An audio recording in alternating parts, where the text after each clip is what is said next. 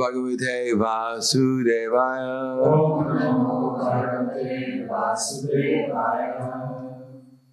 Bhagavad Gita as it is, chapter 6, Dhyana Yoga, text number 28. Yunjan Nevam Prasan Siddhatmanam Yogi Vigata Kamasha Sukhena Brahma Samsparsham Adyantam Sukhamashnute Yunjanevam Siddhatmanam Yogi Vigata Kamasha Sukhena Brahma Samsparsham Adyantam Sukhamashnute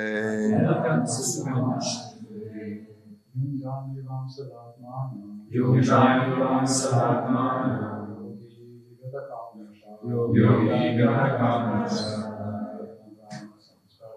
Sukhena Brahma Samsparsham Adyantam Sukhamashnute Yunjanevam Siddhatmanam Yogi Kamasha Sukhena Brahma Samsparsham Adyantam Sukhamashnute. Jansky.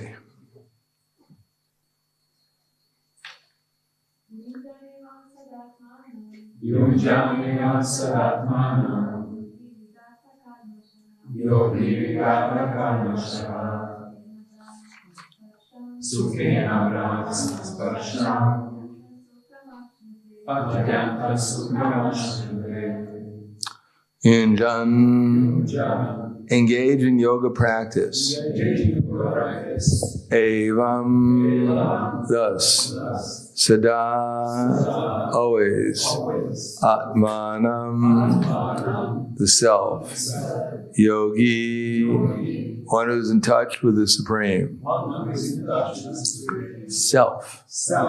Vigata, freed from.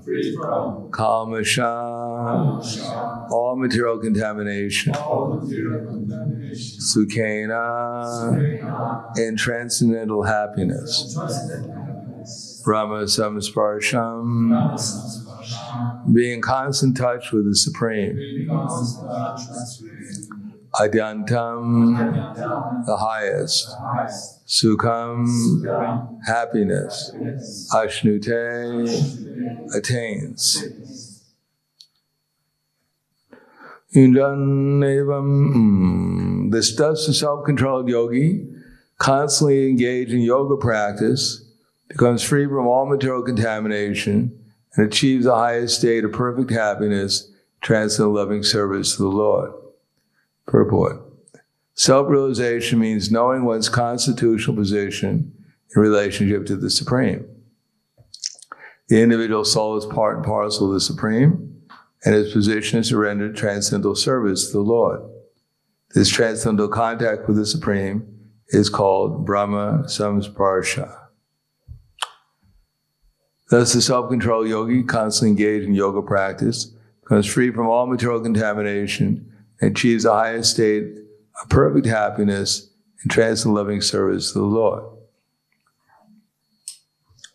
Namo Vishnu Padaya Krishna Prasthaya Buddhaya Srimate Bhaktivedanta Swami Namane Namaste Saraswatam Deve Gauravani Pacharane Nirvishesha Srinivadi Paskatya Satarne. Unusually, in this chapter, 2 verses start the same. And they're only within a few verses from each other. In verse 15, Krishna had said, Yunjanevam Siddhatmanam Yogi Vigata this is the Vigata. Yoma Niyata Manasa Shanti Nirvana Paramam Matsamsam Adhikachiti. That is, thus practicing constant control of the body, mind, and activities, the mystic transcendentalist, his mind regulated, attains to the kingdom of God or the abode of Krishna by cessation of material existence. The whole aim of yoga practice is to control the mind. And control the mind means to focus it on Krishna. And not surprising, there's similarity to so many other verses in Bhagavad Gita. Brahma Buddha Prasanatma Nishoshati Nakangshati Samak Sarveshu Bhuteshu Mad Bhaktim Labhate Param. That material existence is only two things: hankering for what we don't have and lamenting over what we lost. And on that basis, we form so many different relationships. If we want something from someone, then they can give it to us, they become our friends. And if we want something from someone, and someone doesn't allow us to get it, or they take away something that we have, they become our enemies. So the material world is actually quite simple. If someone gives us what we want, they're our friends. If someone takes away something we want, they're our enemies. Or if someone gives us something that we don't want, they're our enemies also. Or if someone doesn't allow us to get what we want, they're also our enemies. Or if someone takes away something we don't want, they're our friends. Or the enemies of my friends. Simply. And on the basis of that, there are varieties of interactions, social interactions, Kunti says, that the entanglement of the conditioned soul in the material world is due to social interactions. Now, if one withdraws his mind from these social interactions and focuses on getting free from attachment and aversion, then one becomes purified and eligible to meditate on the Supersoul.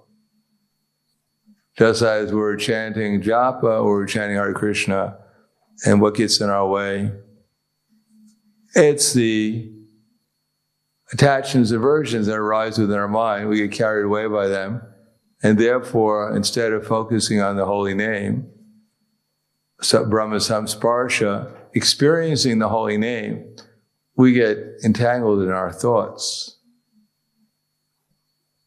attachments and aversions. Of course, mind never says, oh, this is your latest attachment. When you think about it, no, this is love.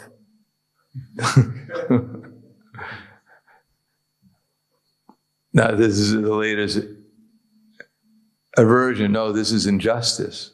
I have to fight for justice. Maya never presents it as it really is. She presents it as we'd like to imagine it to be. We're the noble ones. After all, we came to the material world to become God, and God is always good. So whatever we do is always good. And what others do that we don't like is bad. Doesn't matter what it is. So we're the heroes or the heroines in this drama that's going on, and everyone else is either a supporting actor on our side or they're a villain. And of course, as we said in the Bhagavad Gita, we've come here in order to vanquish the villains, protect our devotees, and reestablish our principles of religion. And we're doing this millennium after millennium.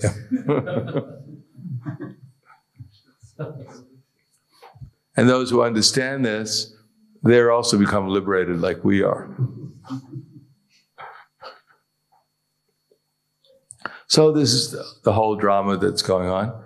And to get out of that drama, you have to constantly practice yoga. So yoga requires a lot of determination, and it's not possible, this type of yoga, of course, in this age, because number one, no one has this determination. If we went to the forest to practice yoga, we'd have to bring along 2 weeks' supply of prasad.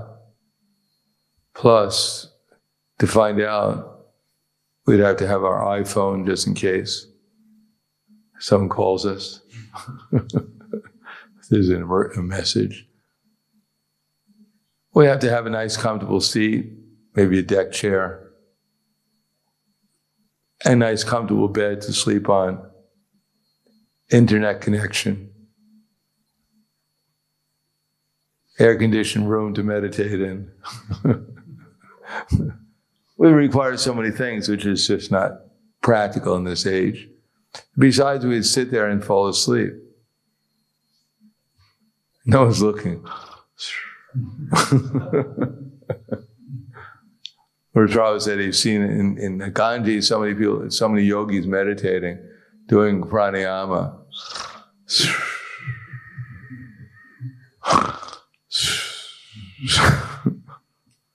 So, now it's difficult enough to achieve this Brahma samsparsha, because without achieving Brahma samsparsha, then one cannot maintain yoga practice for very long. That's why we have long kirtans, because after a while, after a couple of hours, the mind gives up. So, all right, you can listen a little bit, no worries. We run out of things to speculate about. If you can sit there for 2 hours, and after a while, you can actually start listening a little bit. And then you start listening. Maya, no way to say you're listening. Oh, I'm sorry, Maya, I'm sorry. Forgive me, I wasn't trying to listen. Don't do it again, I won't do it again, don't worry.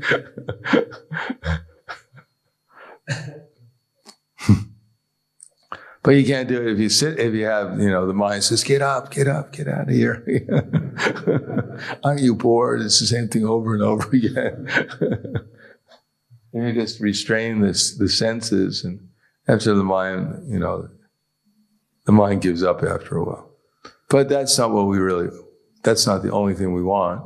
It's just, we want to learn the technique so we can chant nicely. So we actually chant sincerely. Prabhupada said when we chant, we should hear ourselves chanting sincerely. Because if we don't hear ourselves chanting sincerely, either we're not listening to our chanting, or we're listening to ourselves complaining. Why am I doing this? Oh, this is so hard. I don't really want to do it. Hare Krishna, Hare Krishna. I'm suffering, Krishna, help me. Bring me back to the spiritual world so I can suffer with you. So here it says, Brahma samsparsha, the spiritual world is just full of happiness. So we have to be prepared to become happy. It's very hard for the conditioned soul. He feels it very uncomfortable to be happy for too long. He becomes happy. Where's the problem coming? What about all my problems? Oh yeah, that's right. Oh. He says, yeah, you went off for an extreme. You were too happy. Yeah. I know. I knew there was a lot of things to worry about. I just forgot about it for a while. Sorry, Maya. Yes. Oh, it's terrible. So we actually have to be prepared to become happy, which is very hard for the conditioned soul. He has too many conceptions that make him feel miserable. And to give up those conceptions means he has to give up the conception that all his enemies actually may have weren't just villains in his story, that maybe they were arranged by Krishna. No, they were too much of a villain. It was impossible. God is supposed to be good. How could he have done this to me? Impossible. There must be something wrong somewhere. So you have to give up this idea that I have to hate my villains in my drama and try to glorify my supporting actors. Those are the good people. Because we'll find out, again, always, Vidya Vinaya Sampane, Brahmaniga Vihastini, Shuni Chaiva Swapage Cha, Pandita Samadarshana. That, as we'll go on to the next verse, Sarvabhuta Samatmanam, Sarvabhutani Chatmani, Ikshite Yoga Yuktatma, Sarvatra Samadarshana. That a true yogi observes me in all beings and sees every being in me. Indeed, the self-realized soul sees me, the same Supreme Lord, everywhere. So we have to be prepared to accept that everything that's ever happened to us was all Krishna's arrangement, and Krishna is all good. That all the suffering we went through was not due to the fact that Krishna didn't like our face, and he decided to just put us to suffering, to see us get a little happiness, make Krishna feel good, seeing that these souls who rejected him were going to suffer. You rascal, you rejected me. Suffer, suffer. Oh, no, Krishna, I surrender. No, you're a rascal. You're going to suffer. I surrender. Nah, it's not enough.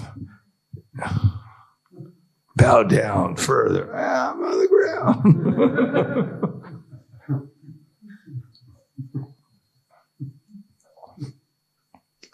No, there's so many conceptions we have to accept. Because material conceptions don't come just as ideas, they come as strong feelings. The ideas we can come and go, we don't really bother about them. But when it comes to the stage of feeling, strong emotions, we can't reject it. We think, I can't reject it. It's just so strong. I feel it so strong. I got to do something about it.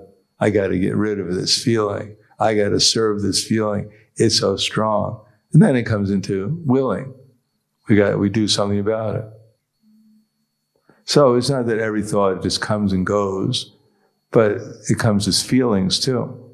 So only when we actually start trying to feel in Krishna consciousness can we actually get rid of the other strong feelings. If we think, oh, Krishna consciousness is just some mechanical process, I just chant, and no, that won't work very well. We won't become purified. We actually have to chant in such a way is that we actually chant with some feeling. Feeling, of course, doesn't mean we artificially chant, oh, Krishna, I love you. Oh, Krishna, Hare Krishna. Like we chant, ooh. Like our pet dog, oh, Fido, I love you. No, we have to chant happily at least. So we may think, well, this is a little artificial. Of course, it is artificial, especially when we're disturbed. But this is not artificial, it's actually reality. Material world is artificial. It's all based upon misconceptions that we're this body, everyone else is their body, something's going on here that doesn't allow me to become God. I have to remove the obstacles for my becoming God. And when I remove them, the whole world will become peaceful and happy because I'm peaceful and happy. No one has to remove these obstacles. And even in the midst of disturbance, try to chant with some attention and some feeling. And then one will see that the soul, he has a choice. He can go towards Krishna consciousness in any circumstance, or in any circumstance, he can go towards Maya also. Maya is always going to present different levels of feeling and emotion, different levels of conceptions and experiences. And the question is whether we can go towards Krishna in any circumstance. So that calls Yunjan Nevam Sadatmanam, always being steady, Nishta. And after Nishta, steadiness in Krishna consciousness, then real experience of Krishna consciousness begins at Ruchi, where one actually can understand that everything has taste. Everyone has taste. Krishna has unlimited pleasure and taste beyond what we can imagine. And everything is an expansion of Krishna. Everyone is an expansion of Krishna. And therefore everyone shares in the variety of pleasure and taste that's begun to experience at Ruchi. And then when the taste becomes very extreme, it becomes a Sakti, so one cannot give up Krishna, thinking about Krishna. And then our real emotions come forth in Bhava, and they're matured in Prema. And then actually our real life begins again. So now we're living in this imaginary life, which is not really life. It's really as close to death as you can get. We're thinking it's life, and from the point of view of reality, we're long gone dead. But when we start awakening our Krishna consciousness, then we begin to come back to life again. The spark is back into the fire gradually. And then we can understand what actually life is meant for. And it's meant for simply happiness and pleasure. Krishna doesn't live to suffer. The whole spiritual world is just a union for happiness. It's a combination for simply producing happiness, love and happiness, and pleasure. That's all the spiritual world exists for. And here it exists for looking for happiness and pleasure and simply finding problems. So I'll stop there. Thank you. Any questions? Yes.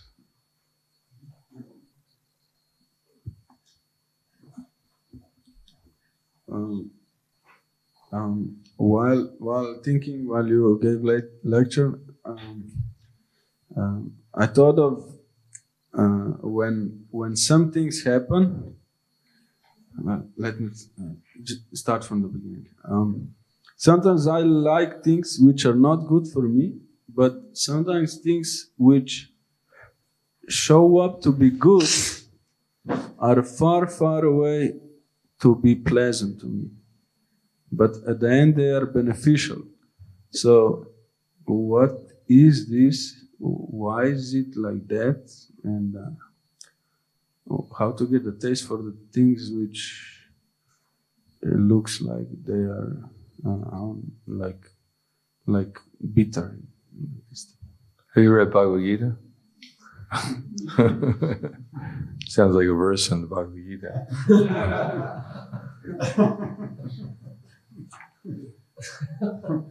Well, we're not quite on the 18th chapter, and I don't want to spoil it for you. Maybe we should wait another couple of weeks and maybe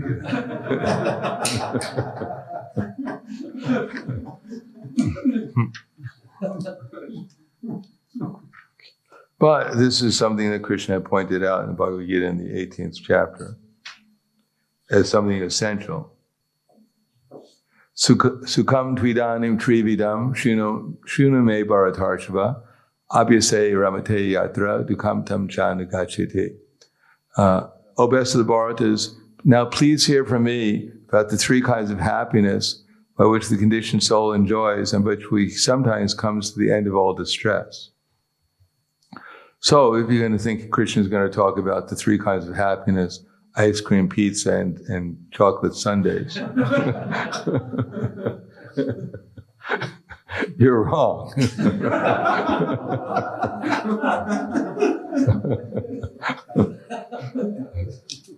Now the first one is the one we probably is exactly you quoted already, but I'll give the Sanskrit too. Yat taragre vishamiva parinami ritopamam tatsukam satikam progdam atma buddhi prasadajam. That which in the beginning is bitter like poison, and the end is just like nectar, and which awakens one to self-realization, is said to be happiness in the mode of goodness. So if we want happiness in the mode of goodness, we have to be prepared to do some austerity.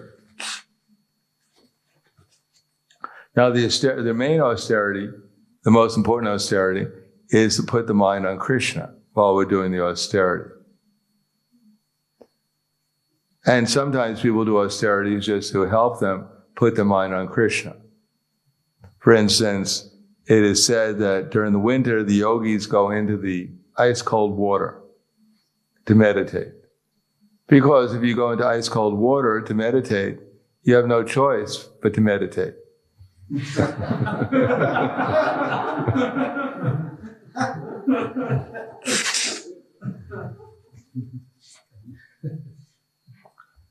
And during the winter, they surround themselves, during the summer, they surround themselves with fire. In the hot summer in India, where it gets up to 50 degrees, they surround themselves with fires. And it's not to lose weight. And so they can focus the mind upon Krishna. Now it just so happens at the time of death that at first the temperature goes very high, higher than we've ever experienced, because if you experience that temperature, you'd be dead. So it's not like you practice, experiencing it. Let me go experience what it's like my temperature at the time of death. Oh yeah, I'm out of here. No, so you need some practice. And then it not only shoots up, then it goes freezing cold, colder than ice water. So you have to practice. So that's called duality, heat and cold, happiness. And when you're burning like fire, you enter into fire, you don't think, hey, it's pretty, it's nice and warm, Maybe you can find a nice place to lie down in the fire. No, it's quite painful. And when it's freezing cold, then it's also quite painful if you're freezing to death. So you have to practice. So that's the whole material experience, is simply to avoid these dualities. Why do people, form these relationships? Is it actually love, or is it actually, as Krishna says in Bhagavad Gita, Srimad Bhagavatam, Deha patya kaladrishu atma saneshva satsupi tesham pramato nidanam prashanapi napashiti. All this love and romance in the material world is ultimately to avoid death. Really, that's what we're trying to avoid. Trying to avoid the problems of the miseries of material existence. So-called love in the material world is an alliance to avoid the problems of old age, disease, and death. But it doesn't work. So therefore, one should prepare to tolerate the dualities of material existence we're trying to avoid, like happiness and distress, heat and cold, honor, dishonor, and at the same time, fix the mind upon Krishna. It's not enough just to tolerate the miseries. It's more important to fix the mind upon Krishna and then go beyond material miseries into the spiritual realm of experience. So sometimes we think, well, I went through this miserable existence, this experience. We think I've learned so much. But if we haven't learned to fix the mind upon Krishna through the miserable experience, we've learned absolutely nothing probably. We're going to go through it again until we fix the mind upon Krishna while we're experiencing these things. I remember one time I had this wart on my foot, and it was in the kidney meridian in the inside of your foot, which is probably the most painful place it could possibly be. So I went to the podiatrist, and he said, we got to take this out.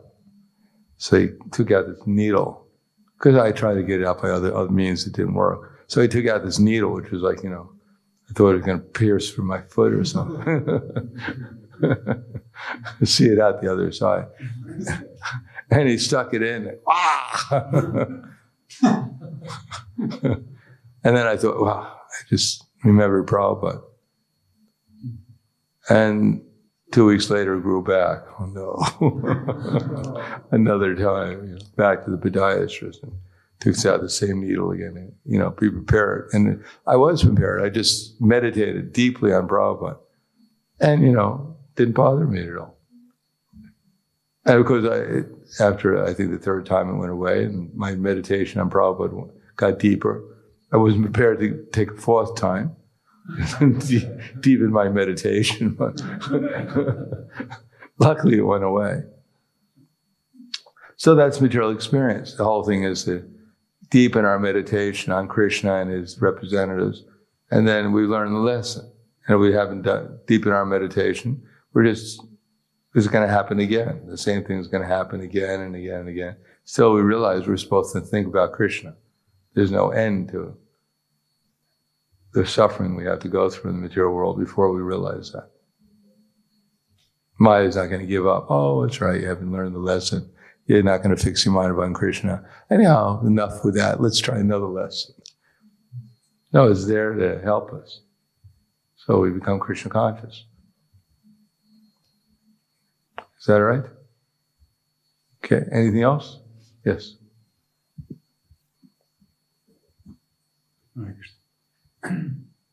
He called it Brahma Bhuta Prasanatma and Mad Bhakti Mulapate Param, and also the purports quoted that verse.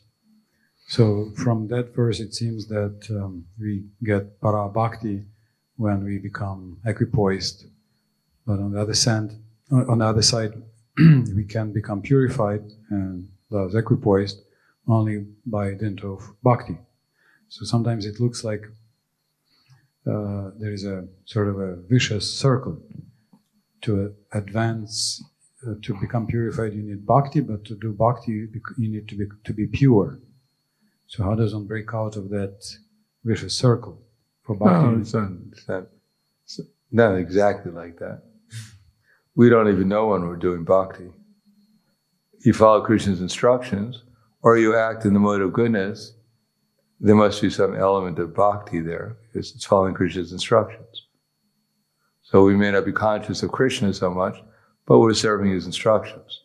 So then there's purification by karma yoga, following Krishna's instructions, jnana yoga, trying to understand Krishna through the authorized scriptures, and then Ashtanga yoga, trying to fix the mind upon Krishna, even if you don't know that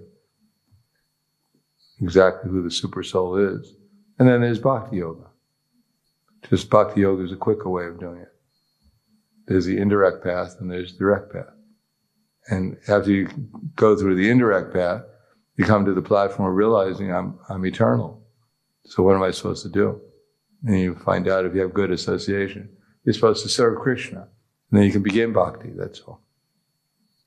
But the indirect path is also purifying. Not recommended in this age, because by the time you're done with, you make a little advancement on the indirect path, as I said before, these little people running around trying to eat you. You don't have time to make any more advancement. You're just hiding somewhere. So better take the direct path. But the indirect path also works, but very slowly, to many births. Just like Chaitanya Mahaprabhu, when he went to the astrologer, he was going around town trying to get donations from everyone, because he was a Brahmin. He used to give donations to Brahmins, and at least in Navadvip. So he was collecting donations, and he was getting clothes and prasad and different things. So he came to an astrologer, and he asked the astrologer, who was I in my last lifetime? So the astrologer got into meditation, because he was a very good, a bona fide astrologer. He could understand the past, present, and future just by meditation. So he was meditating, and then he saw this half man, half lion. Oh, this is really strange. And then he saw this tortoise in this ocean. And these demons and these demigods are churning the thing. And then he saw, this boar taking things out of the water, this Bhumandala out of the water. He said, what is it? This has been a bad day. Maybe you can come back tomorrow. Yeah, I can't figure out what's going on here. No, Chaitanya Maharaj, try again, maybe this time you'll get it. So he went back, and then he saw this man with this axe going around just chopping people's heads off. And then he saw this man, this green man in the forest. Now I got it. Now I know who you are. You're the Supreme Personality of God. And Chaitanya Maharaj said, no, you got it all wrong. I know who he said, I know who he was. In my last lifetime, I was a cowherd boy. And because of the pious activity of herding cows, in this lifetime I became a Brahmin. So it takes a while. So if you herd cows, next lifetime you can become a Brahmin. As Chaitanya Mahaprabhu proved by his own experience. Anything else? Okay, thank you very much. Grantaraj Srimad Bhagavatam Ki Jai. Srila Prabhupada Ki Jai. Gaur Premanande.